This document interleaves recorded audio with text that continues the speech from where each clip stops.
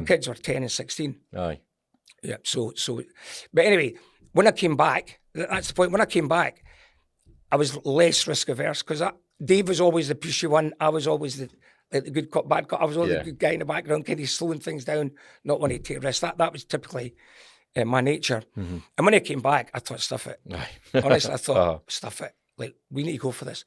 Because I realised that to scale a small business in Scotland is really, really difficult because 99% of businesses have less than 40 people.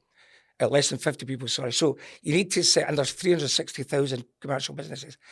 So you need to sell a lot of widgets to a lot of people, a lot of businesses to scale a business. Yeah. Unless you do artificially buying lots of wee companies, bolting it together and saying, we've got a big company now. Which wasn't I didn't want to do that. There seems to be a glass ceiling in Scotland when it comes There to is. technology companies. It's around about that £9-10 million mark. If you are only operating in Scotland, companies seem to bounce off that, then dwindle away, don't they? Well, we'll do over 40 million. Yeah. When I go back to when Dave was there, we were doing six, something like that, and we were probably the biggest and best in our space. So Scotland's not the best one in the world. I was told that if you took Comdro and dropped it into Manchester, right, we'd be doing 10 times the business. Yeah. Just in Manchester area. If you replicate what we did, you'd be doing 10 times. I think a lot of people in Scotland forget that.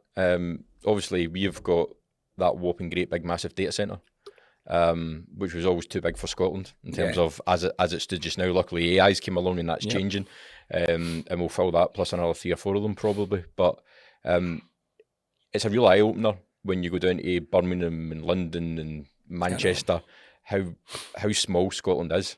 I know, and it's strange because I'm like most people passionately Scottish. Absolutely. And I find it frustrating. I look and I'm told Tesco's the biggest employer in Scotland. Like, really? That's grim, isn't it? Like, really? Yeah. What industry is that? I talk to people. Obviously, I'm going on holiday. I'll travel a lot with my wife. And you talk to other countries and people talk to you. And Scotland's very small, from a business point of view, really small. And just over the border in England, 10 times bigger. Mm-hmm. Now, Comdro, we're winning more and more in England.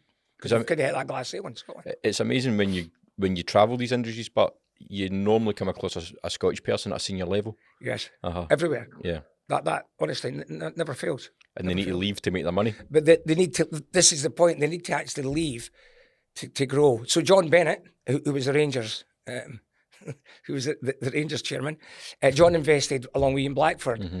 They invested in us back in 2005. And John said to me, Ricky, I had to go to England. Aye. Scotland's not big enough. I had to go to England. So my kids are kind of English now, but to do the things I wanted to do and to reach the scale, I had to move, And he's the director for European Equities in Henderson. And I said, so why can't you do it in Scotland? He says, there's no risk capital in Scotland. Nobody's really investing. Nobody's really interested.